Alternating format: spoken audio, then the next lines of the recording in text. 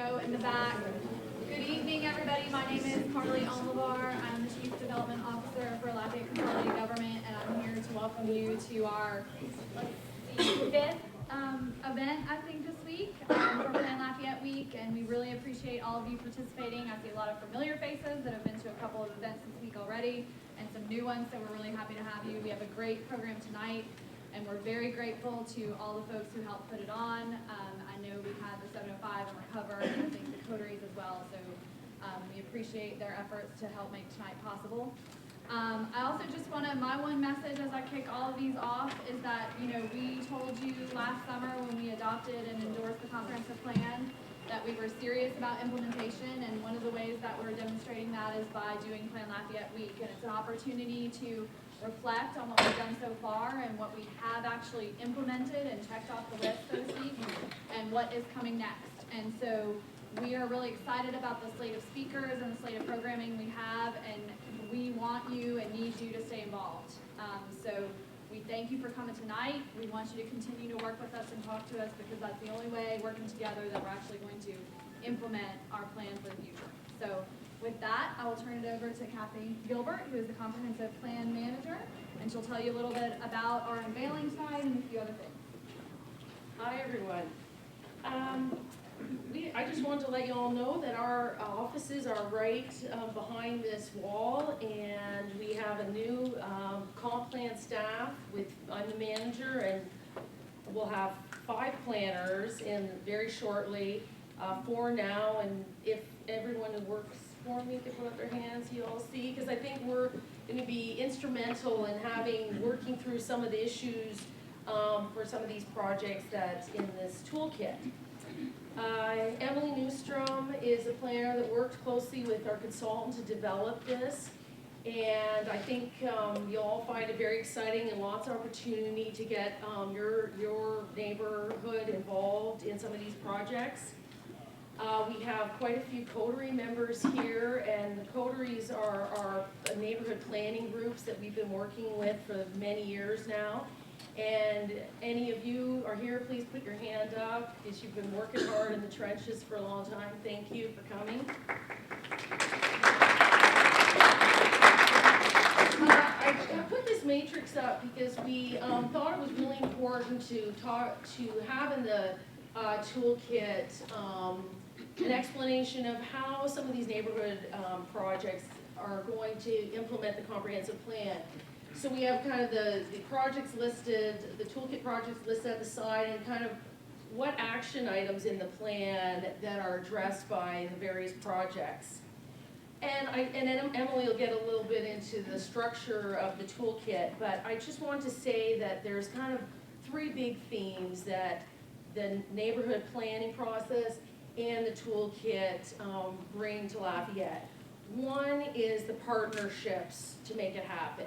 These are not government projects. These are projects that are grassroots. They're projects that are going to involve partners. Trees of Acadiana, Habitat for Humanity have been very active in our current coterie neighborhoods, and it's going to be important. But I just want to say to you all that there are some projects that are going to be in public rights of ways, that are going to be on public property.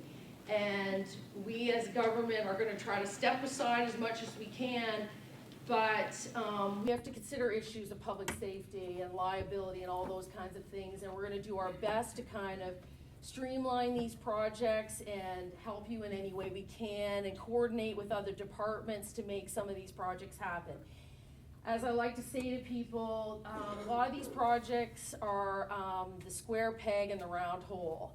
And so we're going to have some challenges ahead, but the administration's on board, and so we're hoping to see some of them. The second thing they do is they build community. There's a couple of the toolkit projects like community block parties and community cleanups, neighborhood safety, that bring people together in neighborhoods and build community, and that's important.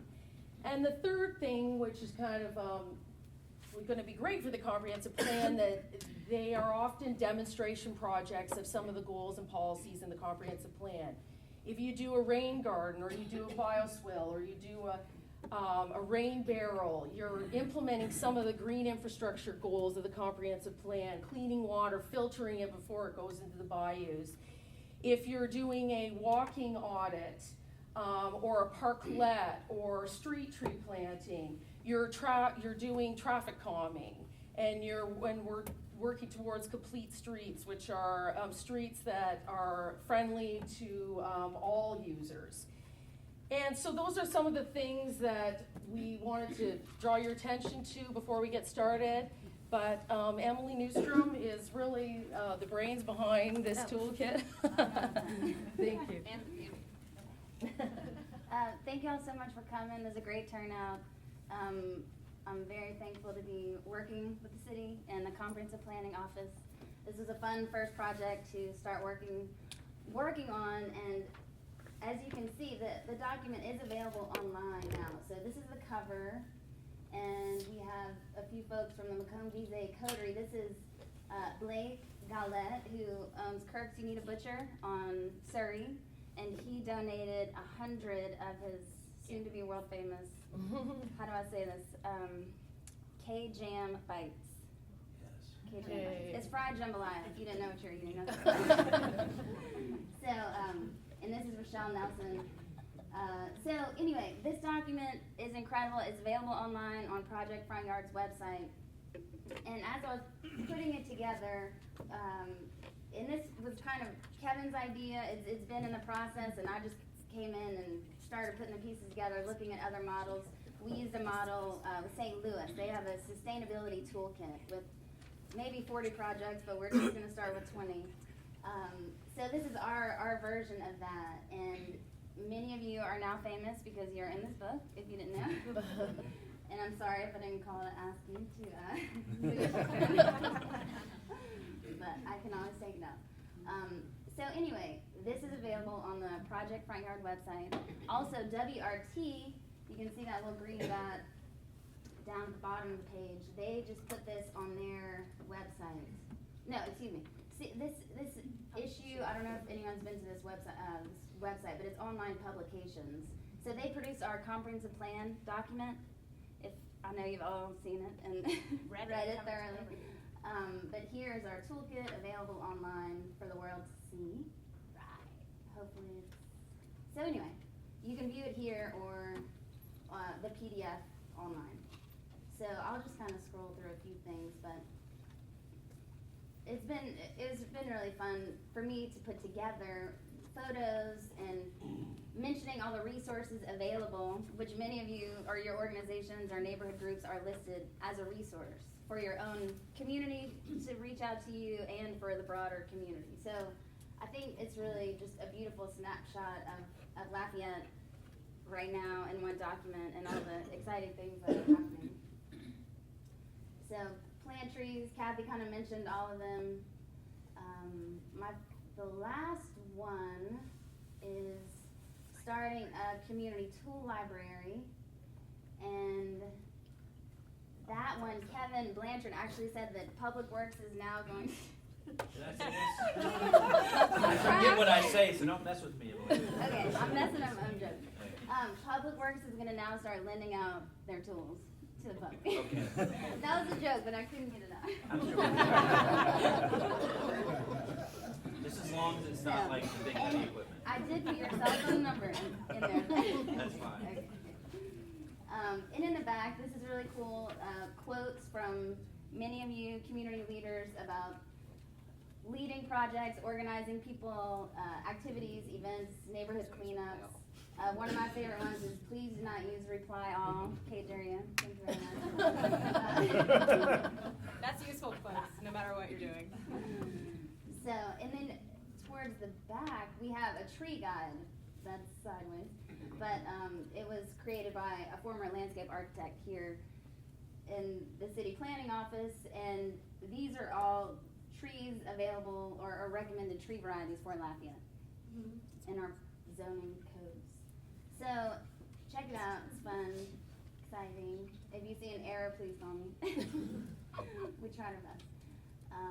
Okay, so I want to thank all the coteries. I want to thank Kirk, Black Cafe, Project Front Yard, who's doing amazing stuff. Get involved with them. and recover in 705. And all of you, thank you. So Kate and Gretchen.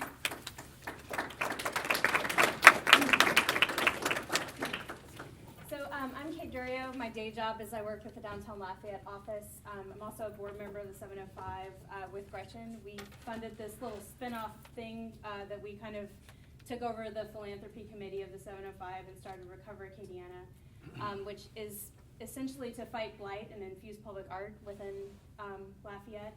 You might have heard of some of the projects we did. We did the library wall project at the library renovation on the fence in 2013. That was our first project. Last fall was our biggest project to date. We won an Apache grant and got 300 trees planted in public parks around Lafayette. So that was a huge accomplishment for Project Front Yard. That was something we did and enjoyed doing. We plan on continuing that every year. We call it the Community Relief Project. And so we, last year, went to LCG and said, we know that the coteries are doing all this cool stuff, but we feel like they're coming to us and looking for all the answers. So what can we do to empower them and give them the tools that they need to do this stuff on their own? And we're happy to help, but we don't have all the answers, or, this is us, so we can't do everything. But if we can help make connections, then that's what we wanted to do. And so last year, we brought Jason Roberts here, who talked about Better Block and all the work that he's been doing in Dallas. And that went over so well that we had this parklet party after that, and everyone was so excited, and we found out from LCG that they were kind of talking about doing the same thing. And so we immediately said, well, we want to help in any way that we can. And so we stand here today to honor that promise. So if any of you are interested in helping to serve as project managers for some of these projects, to be a resource to maybe some neighborhood groups who want to do these projects but maybe don't have enough human resources or bandwidth or connections to other organizations, that's where we can help out. And if any of you want to help us to do that, you can sign up in the front or just come talk to us and we'll be happy to tell you how to get involved. But we want to help alleviate some of the stress on the LCG planning staff because they put together this beautiful resource for us. And so if we can help be the army to implement some of these things to make our community better, then that's what we want to do. So we were excited to bring in Tommy Pacello this year to plan Lafayette Week. And Gretchen and I are going to tell you a little bit about him. Go ahead. No, you do it. So those of you who haven't met Tommy yet, we actually had the great pleasure of getting to do a little workshop this morning that focused on some of these projects, really trying to work with coteries, work with different entities. The one this morning focused on how can we connect downtown and the university in a way that's respectful and mannerful and makes us really good neighbors to Freetown, Puerto Rico. So those are the sorts of projects that we've been working on, and Tommy was incredible in facilitating it. And really, for all the most of the people in the room were all planners or architects or designers, and Tommy just brought a great, fresh perspective because that's what Tommy does for a living, and it's kind of amazing. His bio, he's an attorney and a city planner. He started his career as the assistant city attorney in Memphis, representing the city on legal matters involving planning, zoning, and constitutional law. Tommy recently relocated to Memphis from Austin, Texas, where he managed several national planning and development code projects for the Austin-based firm Code Studio. Currently, Tommy serves as Senior Project Manager for the Memphis Mayor's Innovation Delivery Team. Specifically, Tommy is leading the team's efforts in the area of generating neighborhood economic vitality in the core of the city. Before we welcome Tommy, I also want to introduce, in case you don't know Gretchen, she's pretty impressive herself. She's the first ever Director of Sustainability at UL, and she's responsible for adding recycling at all of the football games and on campus and encouraging biking, and she's doing all the great things that you like about UL is because of this lady right here. So that's a stretch. Yep. Thank you. Okay, thanks.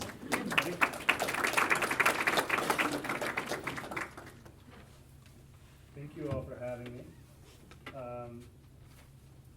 I'm going to, so I've get this thing set up. I've been in Lafayette now for 19 hours. And I don't know much about Lafayette. I don't really know anything about Lafayette, right? But what I can tell you is that what I've seen since I've been here has been really energized neighborhood groups. I've seen institutions like the university that are at the table trying to figure out how do they make this city a better place. I've seen the local government really engaged in putting together these books and saying how do we get out of the way and let these sort of small neighborhood projects take place. And that's really encouraging. We've been doing a lot of this work in Memphis and fighting a lot of the battles that you guys seem to have already gone through. And I think that's really, really impressive. And you're where you are now is a lot further along than where we were in Memphis when we first started this work in 2010. So when I was asked to speak about today was just what we're up to in Memphis, what's going on there. And I think that there are a lot of the same opportunities that we saw in Memphis, I'm kind of getting that sense, are kind of around here as well. So what I'm going to do is talk a little bit about our team and how we're structured, because we are sort of this weird thing that's sort of in government but sort of not in government. We're this nonprofit, and we're sort of city planners, and we're sort of project managers, and we're doing this other sort of mixed bag of things. And then I'm going to talk a little bit about Memphis, just set the context for why Memphis, why these types of small, little bitty projects have added up to make transformative things happen in the city. And then I'll just talk about some of the projects. So there's three things. So a little bit about us. I work for a nonprofit. It's called the Mayor's Innovation Delivery Team. We're funded by Bloomberg Philanthropies. So former Mayor Bloomberg in New York said there's real passion for cities, and specifically innovation in cities. So to explore that, he set up these teams in 5 different cities. This was all happened in January of 2012. So just to give you a timeline when we got involved in all this work. And at this sort of high level, what we were tasked with doing was thinking about how do we inject innovation in the innovation process into the way that local governments make decisions and deliver services, and add the capacity to do that. Like, in an ideal world, local government and what they do, or really any organization, right, looks something like this. They're doing the day-to-day delivery of the stuff that they do. They should be doing some continuous improvement. How do I get better at what I'm doing every day? And carving out some time to do some breakthrough thinking, really looking out long range and seeing sort of what's coming ahead and how do I maybe leapfrog. In reality, at least in Memphis, again, I don't know about Lafayette, but in Memphis, it looks something like this. Right? There's like zero capacity to actually stop as a city and think about what we're doing to get ourselves ahead. So we're just so busy putting out fires. Our team tries to think about things a little bit more like this. So we add the capacity to think about how do we help local government, divisions of local government, do their job better, and then how do we help them think about making these big gains. And so what were we looking at in Memphis? We started out with really 2 things. We're looking at youth gun violence and neighborhood economic vitality. We picked up this idea of advancing a culture of excellence in government. That's this idea of how do we help local government become brilliant on the basics, right? We've never had a discussion in the city about how long it should take for a pothole to get filled if you call it in. Well, let's have that discussion, and then let's track and measure how we're doing again to do that. The Public Works Director. But with the neighborhood economic vitality thing, what we really meant by that, it's kind of this cryptic term, right? What we really meant was, how do we wake up these tired kind of commercial nodes that were in our historic neighborhoods? And it looked like every city's got them, and it's like they're a little bit tricky to deal with. There's all kinds of issues involved. So how do you turn these places back on? A little bit about Memphis. This is Memphis in 1870, right? It's the Mississippi River. We had a sea monster, or I guess it's a river monster there. But it's pretty much a gridded block, and everybody lived kind of right near the banks of the river. And fast forward 90 years to 1960, and this is sort of the view of the city. What you see here is you see Shelby County, the county in which Memphis is located, and if you can make it out, there's a red line that kind of zigzags around this cluster of black dots. And the red line is the city boundary. Each one of those dots is about 25 people. That's what Memphis population was, still pretty clustered near the river. But between 1960, it looked like, in 1970, it looked like that. And then to 1980, it looked like that. 1990, 2000, and then 2010. And the troubling thing about this map, right, in 2010 is there's really not any new dots, right? What we saw between 1970 and 2010 in Memphis is we saw our population increase by 4%, we saw our geographic area increase by 55%. So what we were doing is aggressively annexing these new areas. The city of Memphis, what that would mean, right, is they're annexing these areas, they're taking in all these new roads and all these new schools and sewer systems and all this obligation to provide services, but there's no new taxpayers. So it caused this basically decades of disinvestment in our core, which is how we ended up with these sort of worn out commercial centers that were a lot of times blighted and had gone dark. This is Memphis today after we got rid of the river monster.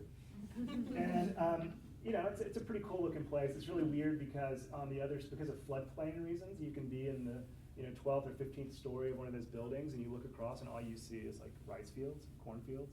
It's kind of cool. It's all agrarian across the river. It's a weird thing to see. These guys are from Memphis, right? Elvis and Otis Redding. Well, Otis Redding is really from Macon, Georgia, but he made Memphis famous for Stax Records. Johnny Cash and Isaac Hayes. Memphis has been this thing in Memphis about creativity and innovation, this history of that we've had in Memphis for a long time. And this guy, Sir Peter Hall, right, wrote a book about cities. Pretty smart fella. He wrote a book about cities, and Memphis was one of the cities he featured in this book. And I'm not going to read many quotes, but this is one I think is interesting. It's a remarkable event in human history took place. The culture, creativity, and technological innovation were massively fused. The special reputation of the place, free and wide open, helped it all to happen. The music of an underclass could literally become the music of the world. This was a revolution in attitudes and behaviors profound as anything that has happened in the last 200 years. So that same thing that was in Memphians' DNA that caused this art to happen is still there. And what we're seeing is that creativity and that imagination that resulted in rock and roll and soul music is that same thing is there that's helping now to turn around in some of our neighborhoods.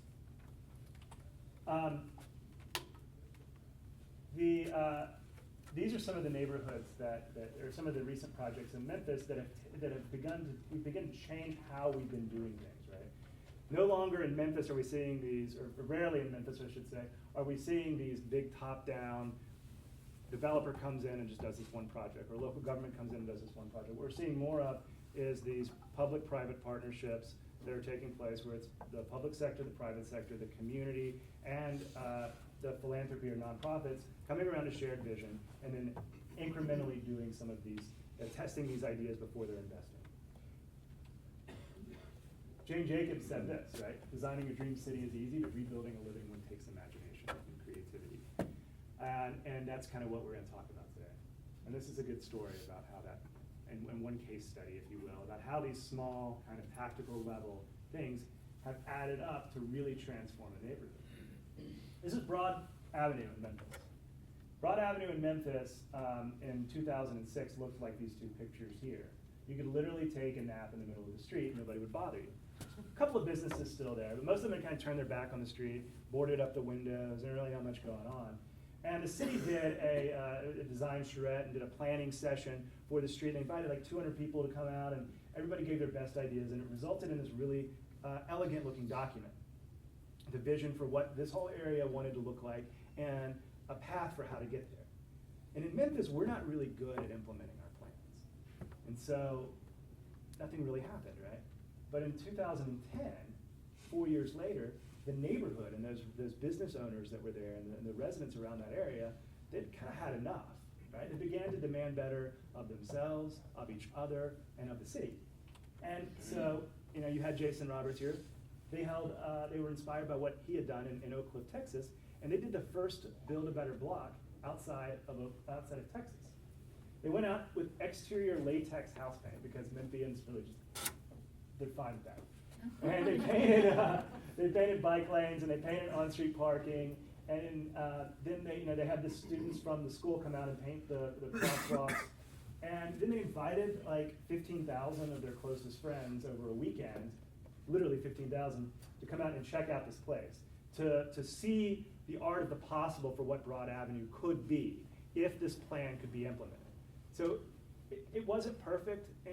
This is a pop-up store they put, and there's not even like sheetrock on the walls, and it was messy. It was a little chaotic, but you know what? They were doing something. They were getting the ball rolling, which is really what mattered to Broad Avenue. And it began to take, get a little traction. This new bike shop opened up. There was Broad Avenue was a little weird because on one side of it there was this loading dock, like a functioning loading dock. So the next thing they did was said, well, that kind of sucks that there's this dead space on the other side of the street that's a little bit below grade. I wish we could do something with it. So they worked with the businesses that are in there, and it's still a loading dock Monday through Friday, but at evenings and on the weekends, the trucks roll out and the dance stages move in. And they do it's inspired by Chicago's summer dance, and you've got people from all over the city, dancing, touching each other through dance and really getting to break down the barriers that we had a lot of in Memphis. And it became this community gathering space. And just actually yesterday, a developer announced that they're actually putting in, they're going to redevelop that warehouse and actually put in the first sort of real new development in that street. But we've had a lot of redevelopment in that street, right? Because they didn't stop with the water tower, and they didn't stop with a new face for an old Broad, the Better Blocks event. They kept doing these things over and over the period of a couple of years. They had pop-up retail incubators, I'll talk a little bit about that, food truck rodeos, public art installations. They took a vacant parking lot and they put in a night market. And they had these community builds, all these kinds of things that you guys are doing. And it had a really transformative effect on the street. Between 2010 and today, we've seen $20 million in investment in that corridor. This is 3 blocks, right? 7 public art installations, a 50% increase in rents, increase in occupancy rates. In fact, the occupancy rates are now at 0. There's no availability on those 3 blocks at all anymore. That was actually an 80% decrease in the occupancy rates in those 3 blocks, and the vacancy rates of those 3 blocks. So I mean, it was really pretty dead in there, and now you can't get a space. 29 new businesses, and then 32 properties have been renovated. It's a really remarkable story. This guy's a planner, Louis Mumford, and he had this to say. It's absurd to leave the corrective measures in the hands of those responsible for the problem. That's what the people of Broad Avenue, the residents there, sort of told us. They said, we're going to start changing our own neighborhoods, and that's what they went out and did. So our team, they started this work in 2010, and we found it really inspiring. We were asked to kind of do something similar in neighborhoods in Memphis, and we didn't have a lot of time. We had like 2.5 years to really try to do this work. We didn't have any money, and we only had the staff of 2 people. So what could we learn? We had to learn from Broad Avenue.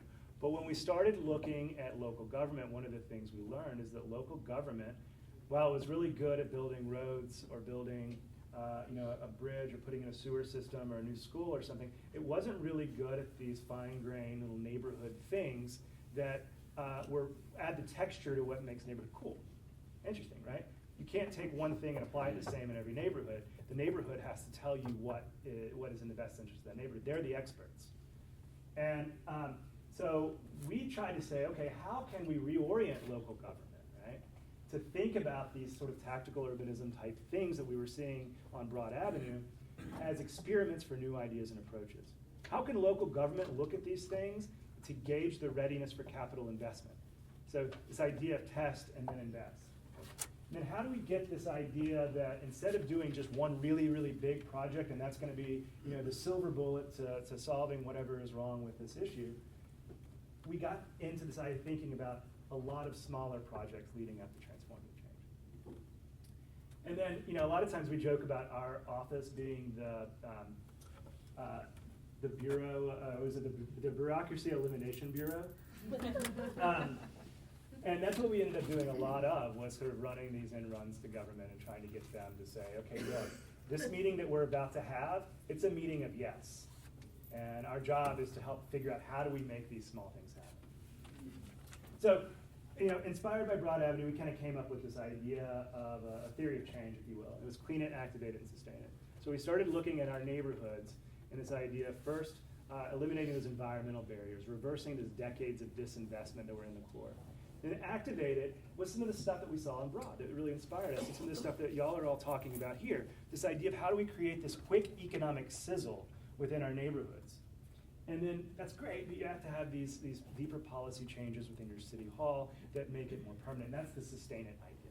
So clean it, activate it, sustain it, just became a loose way that we would sort of think about what you might do in a neighborhood. These are the three, and they're not really neighborhoods, those are the three areas. They're really, we were focusing just on the little intersections of those red lines. And those are the areas that we were testing a lot of these ideas in. There were three different types. It was important for us to not just pick, one kind of area of town.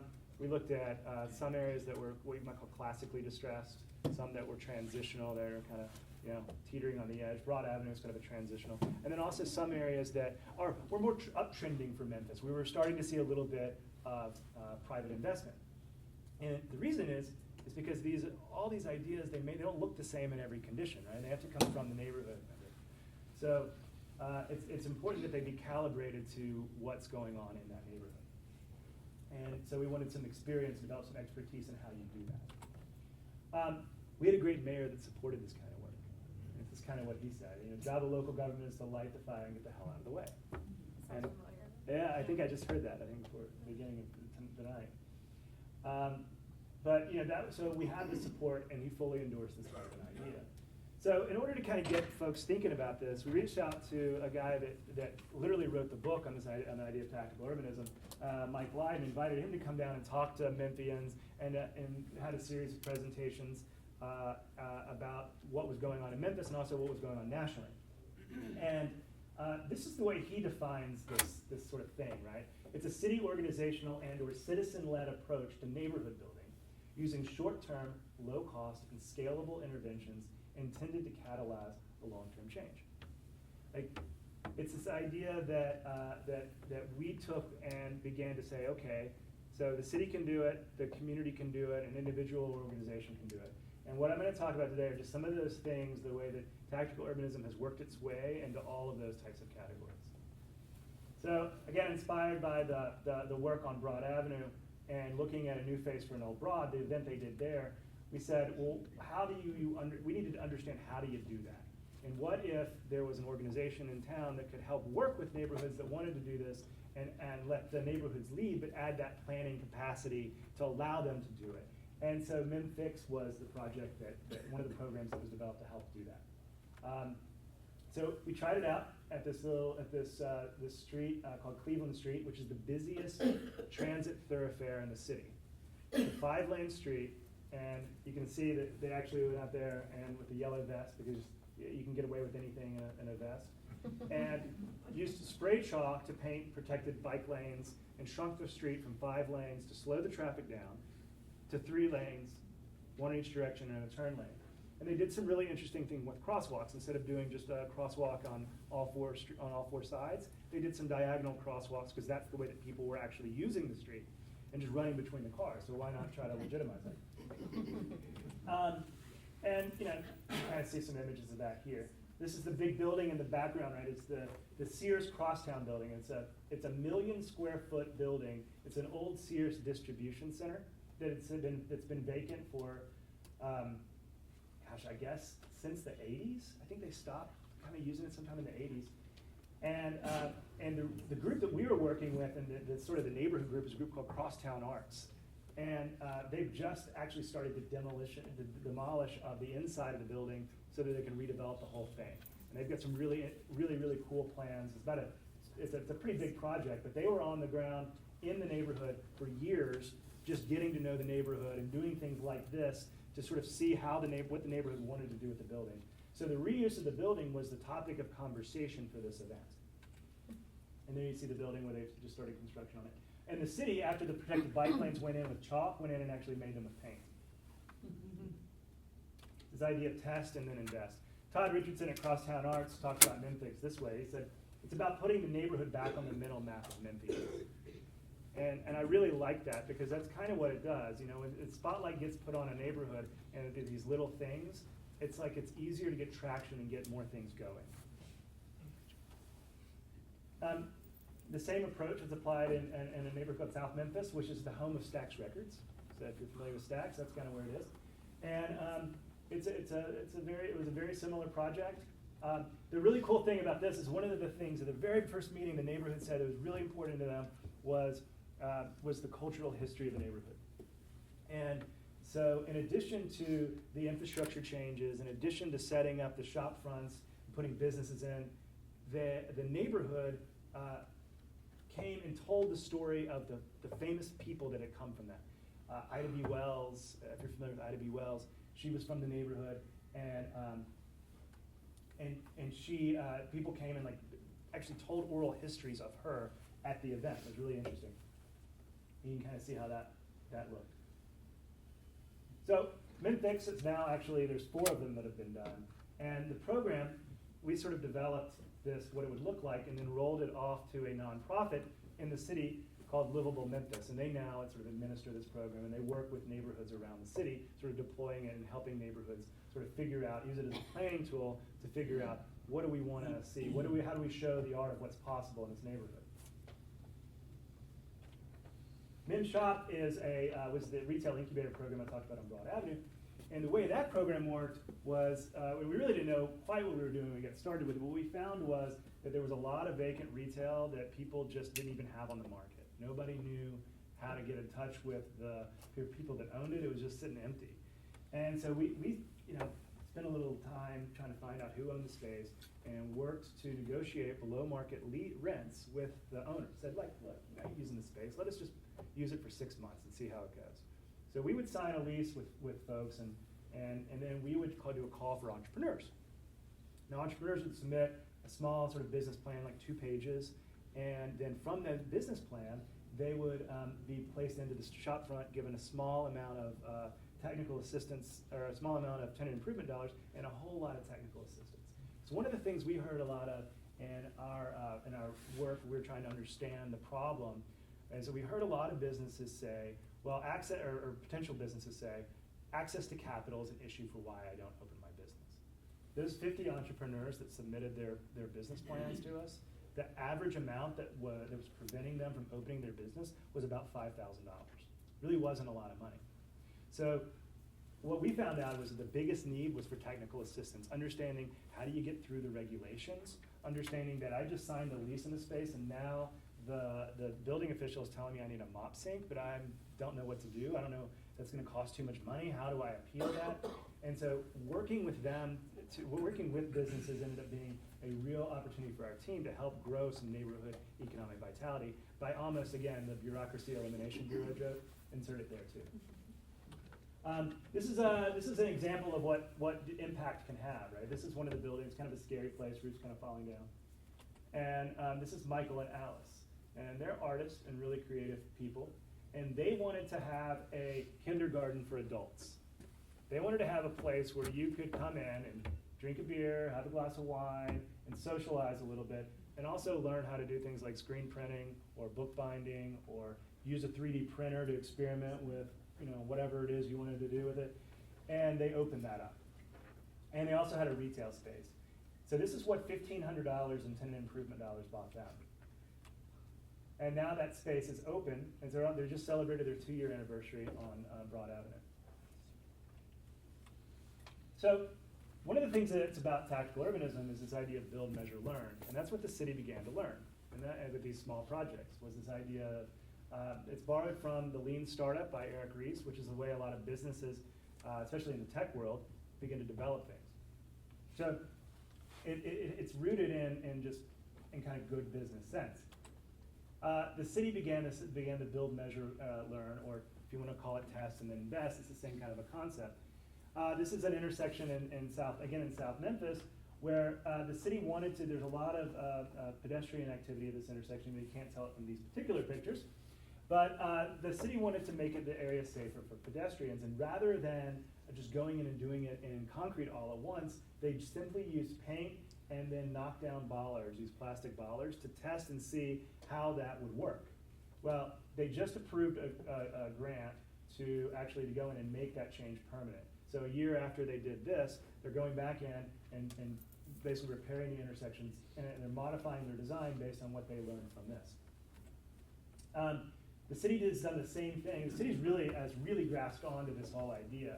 They did the same thing with the Riverside Drive in Memphis. Riverside Drive is a 4-lane divided road that separates this great green space here, Tom Lee Park, from downtown. And each year in the month of May, that road is closed for this big sort of barbecue festival, music festival, big, basically month-long party. And when they reopened it this past year, they only reopened the traffic going one way in each direction. And the other side was dedicated to a protected cycle track and pedestrian space. So they just did it with paint, again, in bollards, very inexpensive, and they're just doing it for a year. The very first meeting was the largest meeting that the city engineer's office, public meeting, city engineer's office had in years. Because people actually saw the change, both people for it and people that didn't quite understand it. Now, next year, this is going to change, but they're still doing the road diet and gonna have the protected bike lanes, but it's gonna change to accommodate what they've learned from this design. And so what we've seen in Memphis is that not only the neighborhood's getting in this game of these light, small improvements, the city's doing the same kind of a thing. This is a neighborhood group. This is a lot that did this project. This is a lot that's between two buildings in their downtown. You can see there used to be a building there, right? Because you still see the tile floor. And it's gonna be kind of tough to redevelop that site in the near term. It's gonna sit like that for probably a while. So groups got together and said, let's start having these bocce ball tournaments, and they just really quickly did it with spray paint to paint on the grass, the courts, and had some drinks. You can see sort of our trolley line that's right there behind it. And they said they had a big party and activated this vacant lot. And they did that a couple of times, but you see, this can be done very temporarily. You can actually build a bocce ball court for well under $1,000. And so they then went and found one and did it permanent, or semi-permanent, you might say. This was a different vacant lot, like a block away from the one I showed previously, and the neighborhood worked with the downtown commission to build this very inexpensive bocce ball court. There's a couple of bars in the area where you can actually leave your driver's license and check out the balls if you want to play. If you don't know how to play bocce ball, there's an illustrated sign that sort of gives you the rules. But it's turning this, what was a liability in this vacant lot, into a community asset, very inexpensively. The NBA, we have an NBA team in Memphis. Y'all know the Memphis Grizzlies? They're pretty good. This year. Anyway, this is at Tom Lee Park again, and the NBA team has really had an interest in doing something to help the park out and help the city out to be more healthy. And so, but they weren't quite sure what to do. And so rather than sort of do a bunch of designs and going out and building it, they actually went and did this program called River Fit, where they took just some inexpensive, workout equipment. CrossFit's a big thing now, and they kind of applied some of those types of tools. And then for 6 months, just watched how people used it. Gathered data, used Twitter and Instagram to see how people were using the space. That informed them in how they took all this equipment out about a week ago, 2 weeks ago for the winter. This next spring, they're going back and actually making permanent investments in the space. There's again this idea of kind of just testing ideas inexpensively and then investing in them. And so the stuff, what we've seen in Memphis is that it happens at the top down, right? It happens from the city doing some of these things, seeing what works and what doesn't work. It happens from organizations and NBA teams seeing what works and what doesn't work. And we're seeing it from citizen groups at the same time. This is a project, and I actually have to give a shout out to Steve Muzan, who's sitting in the back of the room, because he was kind of the inspiration of this project, and I don't think he's heard me talk about the final outcome yet. This is the most seductive building in the city of Memphis. This is the historic Tennessee Brewery. It was built between 1860 and 1890. And because it was built over 30 years, it kind of doesn't always make sense, right? It's kind of, the floors don't always line up. And in January of 2014, the people who own this building announced that they were going to tear it down. And it sits right outside of downtown. You can kind of see it down here in the bottom left-hand corner. There's downtown Memphis. And just a little context, that's Tom Lee Park back behind you right there. Really beautiful building, right? And they announced they were going to tear it down because they owned it since 1999 and had not been able to find somebody to redevelop it.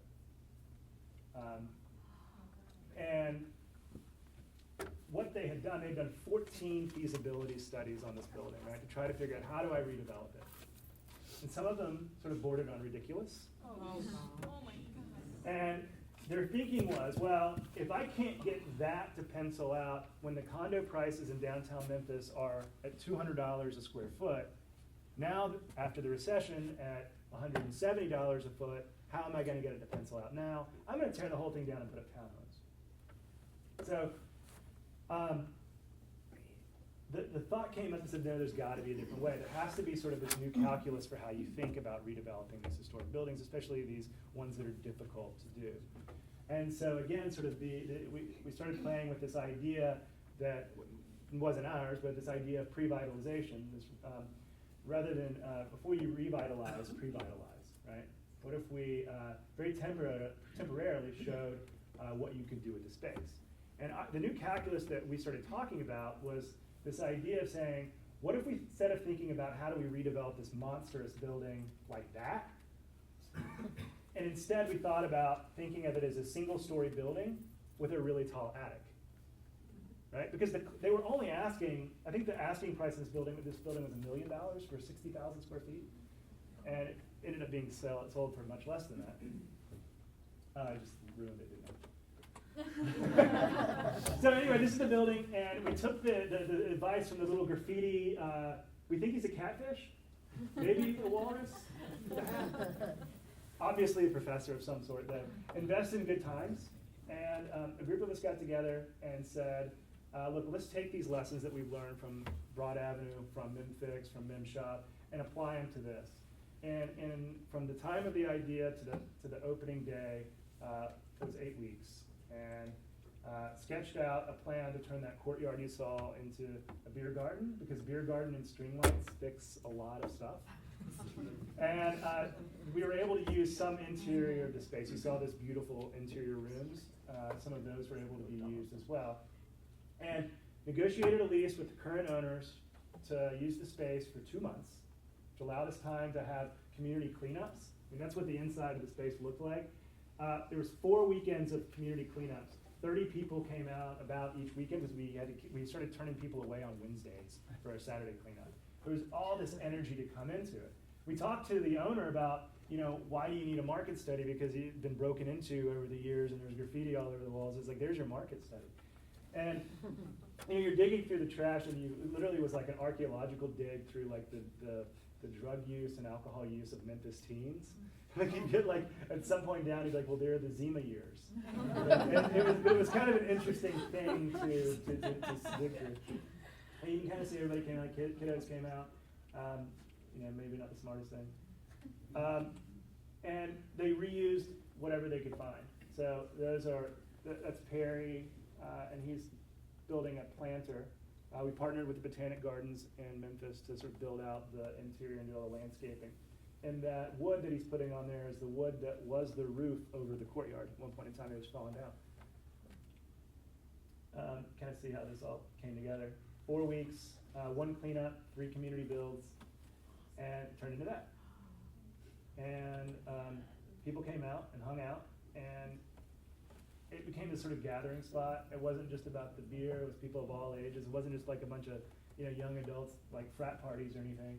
It was, people came out and played chess. We the whole point was, it was called the Tennessee Brewery Untapped, because we wanted to untap the potential of the building, and it's an old brewery. I mean, you don't have to think real hard about this. Clearly a beer garden is what you do. You could do this in other buildings, and it may not be a beer garden. It could be a public market. It could be, any number of different things. But the point is just to show people how space can be financially viable. Set up a temporary trolley stop out front. Music and arts were heavily featured. Did a thing on Sundays. It was only open Thursdays, Fridays, Saturdays, and Sundays, and with limited hours. We did a thing on Sundays that we called Beer Garden with Benefits, where if you bought a beer, you got a token for $1. 5 nonprofits would be featured, and you put a token in the nonprofit of your choice, and then the operators would cut a check to the nonprofit matching it. So, kind of fun. The symphony came out.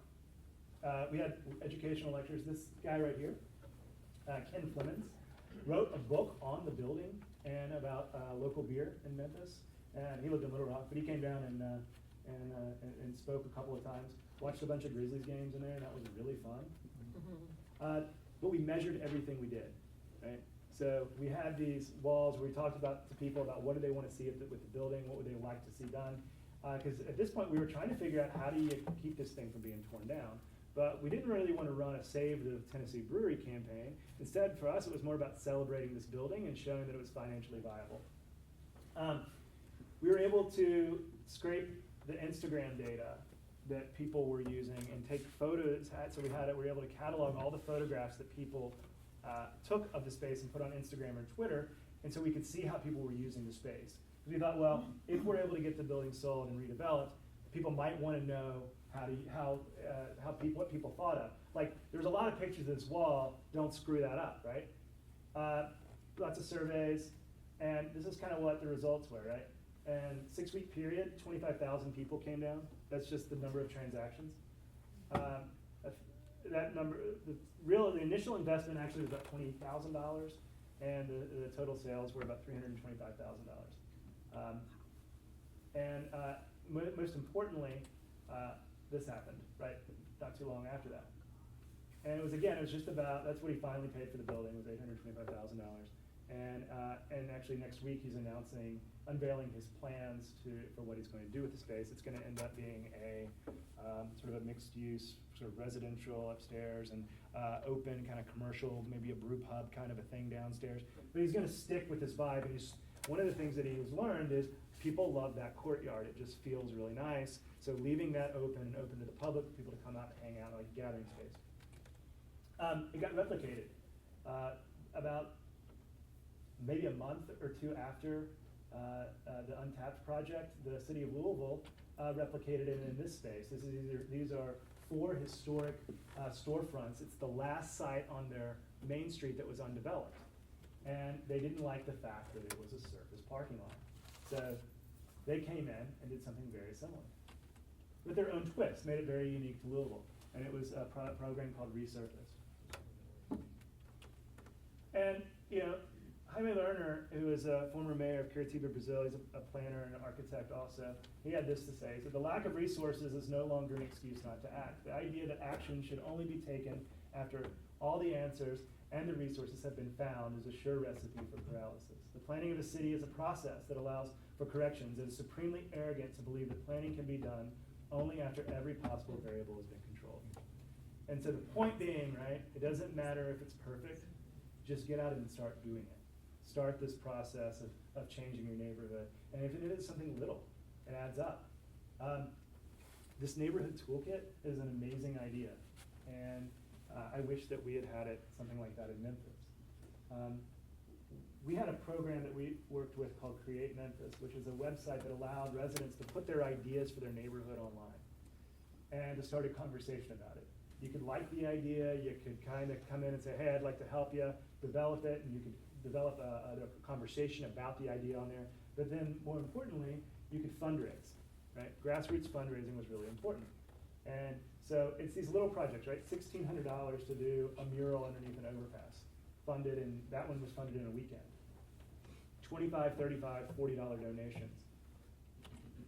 A rain garden, the Evergreen Rain Garden. Right? This was an area of a little corner of scrub land, basically, that nobody really was taking ownership of. And this neighborhood said, I want to put in a rain garden on that. And they raised some money and went out and did it. So we partnered with a group called Livable Memphis, the same people that we partnered with on MemFix. And so far, and this slide, I guess, is a couple of weeks old. I think there have been some more projects since then. But 30 citizen-led projects have taken place in the city. There's been funded projects.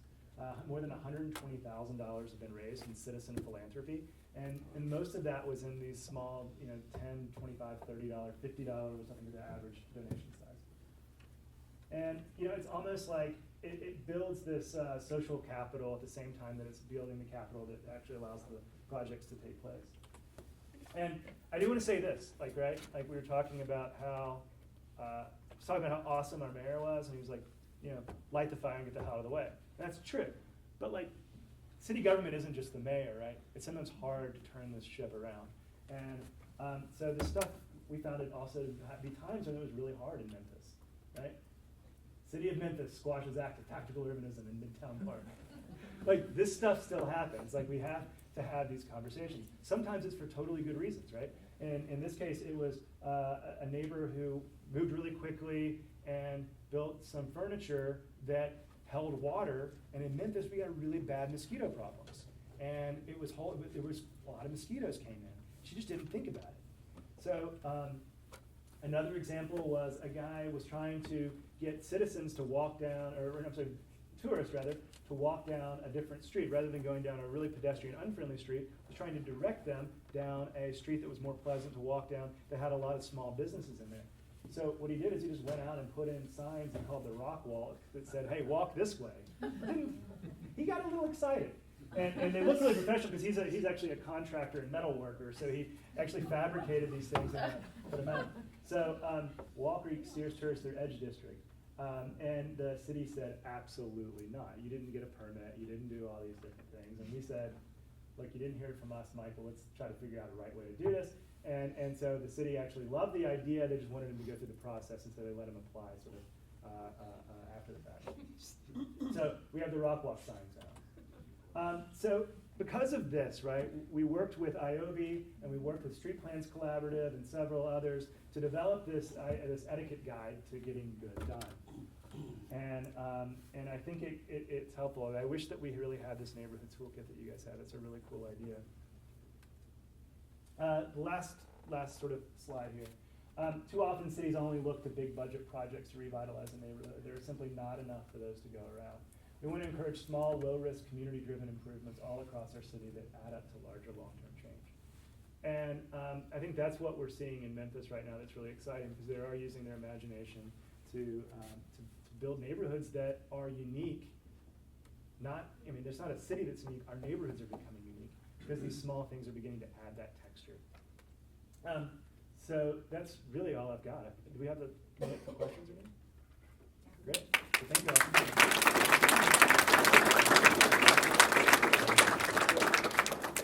Are there any questions? Thoughts or comments? Yeah. How did you have cooperation with the city to get the beer garden open that quickly? Yes. Like Yes, we did. Permits and Insurance. parking and. So yeah, let's talk about that. So it was on a transit line, and one of the things that really helps is if it's temporary. When you say this is a temporary event, it opens up a different slew of loopholes. So we had to pull some different set of loopholes. So we had to pull electrical permits because we did a lot of electrical work. So everything that we did improve, we did that piece of it to code. We installed exit signs above the doors that had lights on them. That's why it took $20,000 to get it open, frankly. The electrical bill was $16,000 for the contractor alone. The other thing that we had done with the MEM Shop program was we had worked with the city to develop think of it as a temporary use and occupancy permit. A lot of cities will require a new business or a new tenant in a business to have what they call a use and occupancy permit, which means your business has checked all the boxes and is ready to open. Well, in Memphis, what they did is they said, well, what if we had we call it a special event permit that we'll let you have it for 6 months. So what the intent behind that was to allow somebody to open in a space that maybe didn't have a water fountain, that maybe didn't have the mop sink and all those little bitty details, because the entrepreneur was just trying to figure out if my business is even going to work. I don't have $20,000 to invest in the space.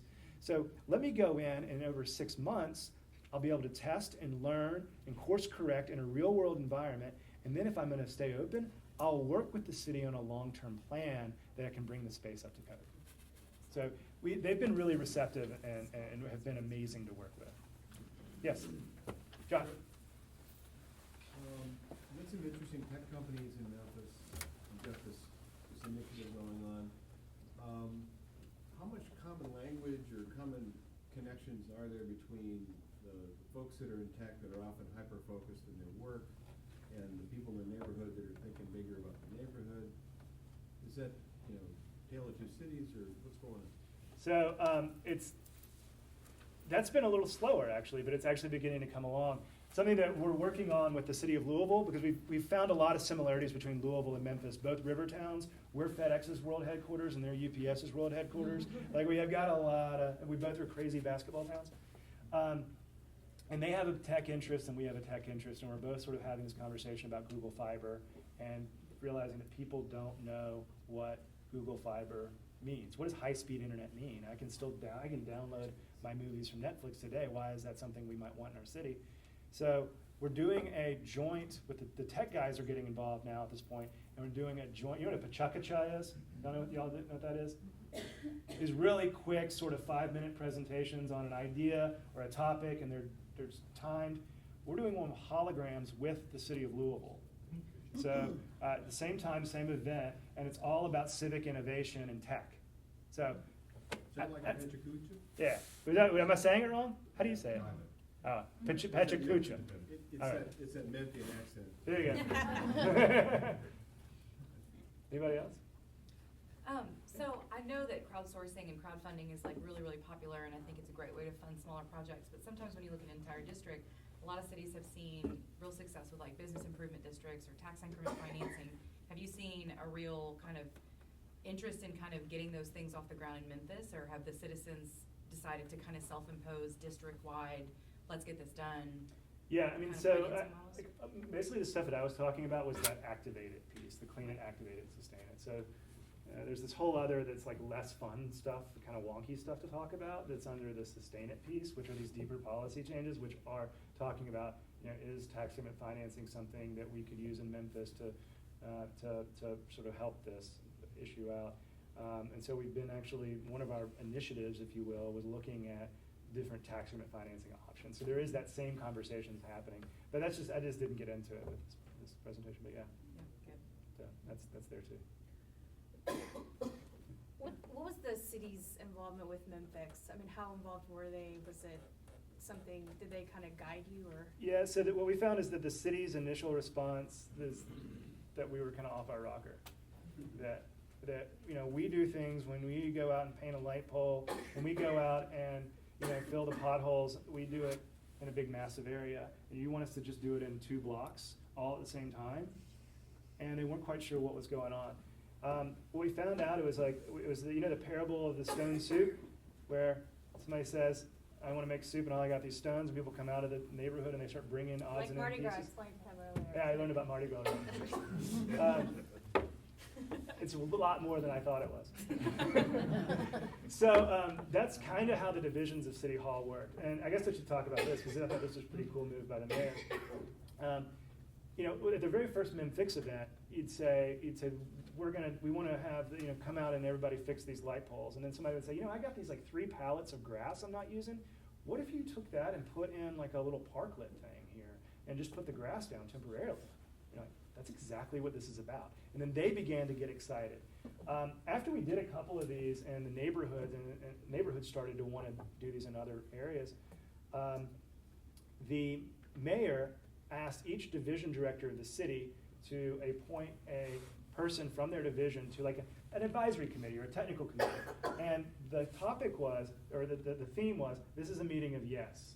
You're here to help us realize how do we take the resources that we have as a city to help make these things happen. And so that's something that's started fairly recently. And so they're now getting involved directly with these types of projects. So to get back to basics though, because I feel like we have these established coteries that have been very involved with the city, but there are other neighborhoods in town other than those 4 distinguished neighborhoods.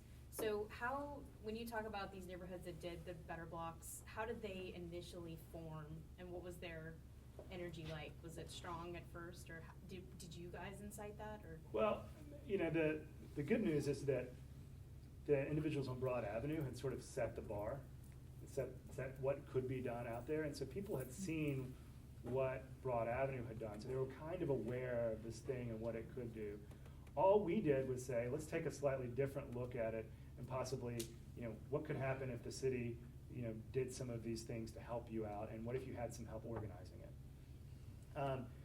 The level of community organization in Memphis is varied, and so we, in some cases, we tapped the neighborhood leaders and said, is this something that would be interesting to your neighborhood? A lot of places we looked for were areas where there had been either a plan, a recent plan, or discussion for a plan. And so that we could say, you've already had this conversation about what you want to be, let's sort of show what it could look like. So we had something to work from a little bit. So, but yeah, in some cases it's not as organized as others, which is a little more helping. But And it's completely chaotic. I remember in one neighborhood meeting, you know, we were sitting back and the neighborhood was like literally fighting about where a porta potty might go for this event. And you know, the thing is that that's messy and that's a little bit crazy to think about, but that's like how you build that social capital within the neighborhood. And those are folks that were around the table that a lot of times when they first started didn't know each other. That's kind of cool. All right. Yes? It's cool what you did with that brewery down there, kind of like what they did with Jack's Brewery in New Orleans, something about breweries. But what do you do when you have a big eyesore of a building that you don't want? You know, it's better if you tear it down and start something, but it's too expensive for the city to do that. I don't know. Neither does anyone here. I was about to say that I bet John, the guy sitting next to you, has got an answer for that. Well, you want to get a good kind of case study idea about something half-assed that turned into something awesome.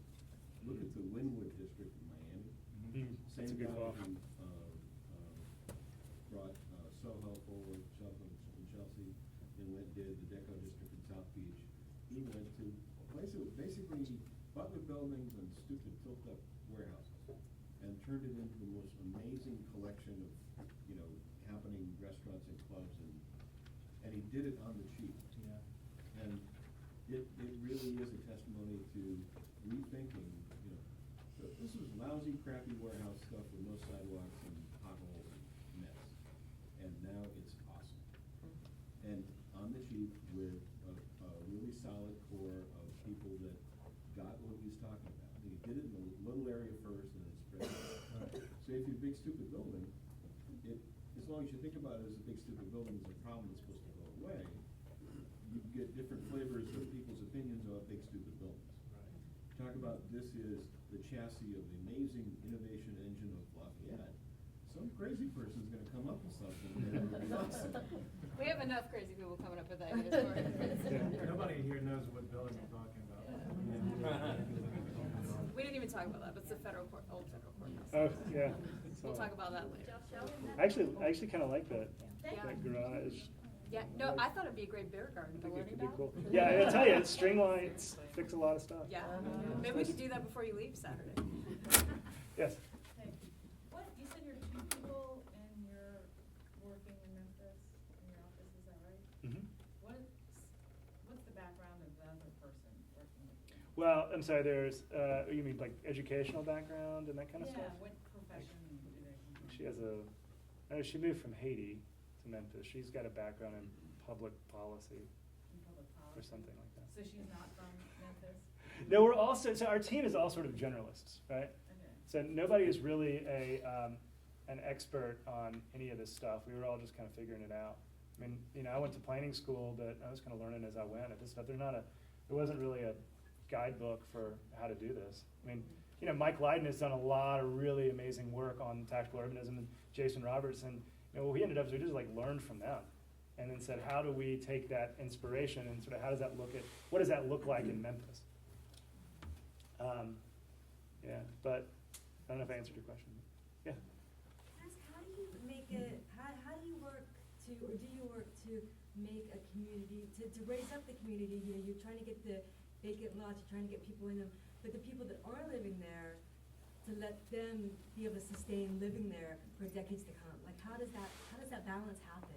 Yeah, well, first of all, you have to start with the people that do live there, right? And have them do the work, right? That was like the central point of what we were working with, was working with the neighborhoods as the experts. Beyond them is what I'm asking. So in Memphis, we haven't had that, right? Like, I guess you're getting at sort of like a gentrification type of an issue, and sort of what do you do when an area becomes so successful that people who live there can't afford?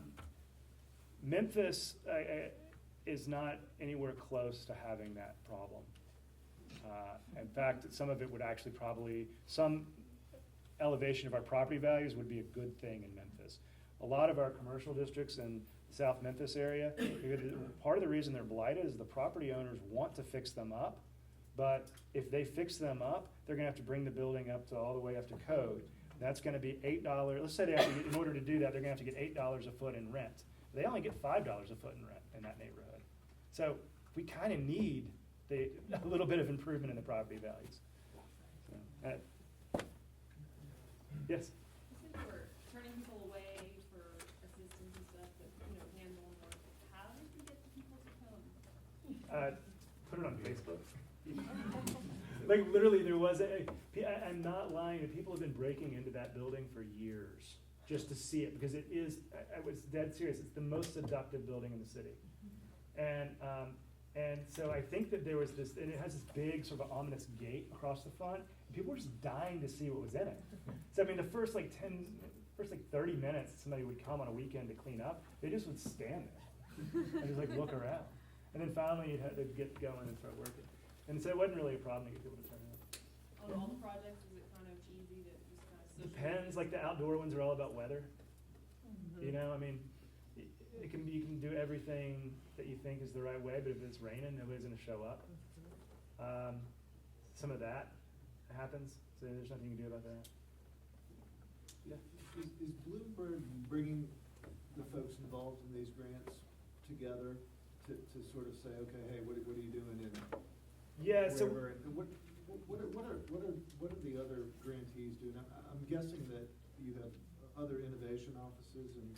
yeah. Yeah, so what? Yeah, we do. So all what's the work all hinged on what the mayor in that city deemed as like their high priority challenge, right? So in New Orleans, was your high priority challenge tied to urbanism? no, it was neighborhood economic vitality. Like how do you wake up these tired kind of commercial areas? But again, we didn't have a lot of resources, so you almost have to turn to stuff like this, right, as a backbone. But this wasn't all we did. I want to be clear. This was just that middle piece, that activated piece. New Orleans, which was one of part of our original cohort, they were working on murder and reducing the murder rate, and they were working on streamlining the permitting process and doing some other various things like that.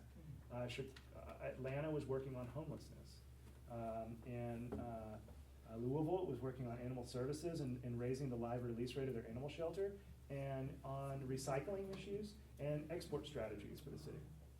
So they're all working on these wide variety of things.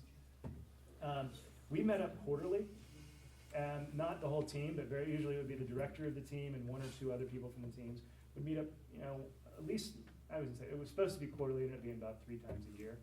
And we'd have a couple of days, and we'd talk about the work, I mean, what are you learning, what are you dealing with, and have these exchange of what's working, what's not working.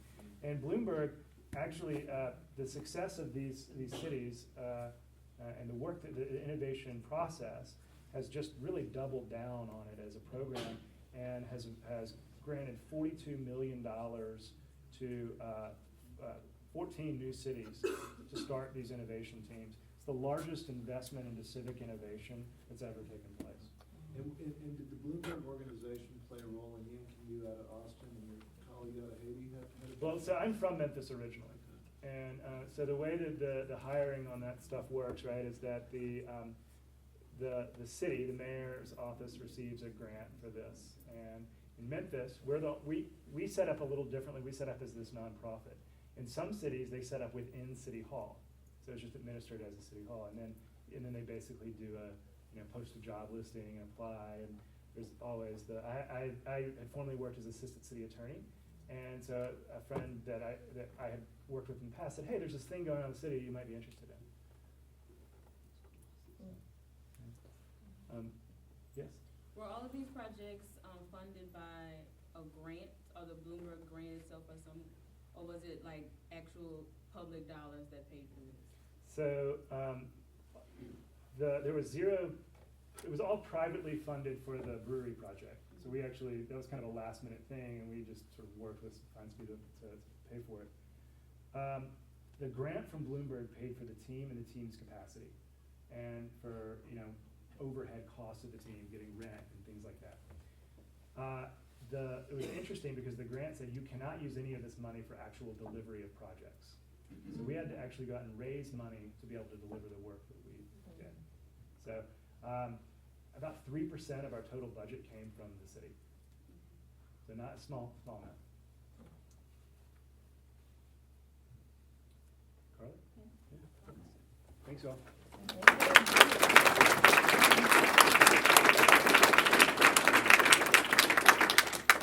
All right, well, I think we are all inspired to go do great work. I think you all know that Kathy and her team are here. Our Public Works Director is here, I'm here, and we're willing to help you to the extent we can, but we're also gonna need your support to go out and do these things. So I wanna thank the 705 and Recover, Coteries, and everyone for coming out tonight. I also want to give Tommy a small little gift. Thank you. Thank you for coming down to Lafayette. And also, is John still in here? I never got to give him his gift this morning, Oh, I got so it. John. What's that? Is it the lapel pin? Oh, yeah. You got it. Okay. Beat me to it. All right, well, a lot of us will be hanging around, so we hope that you join us tomorrow for lunch. We have a few, at least one of our presenters tomorrow is here with us, but, and we'll be able to talk a lot about Acadiana's own crowdfunding platform, Civic Side, tomorrow, as well as public art and placemaking. So a lot more of these ideas kind of localized to Lafayette. So we hope you can join us, and for the rest of the events this week, we hope to see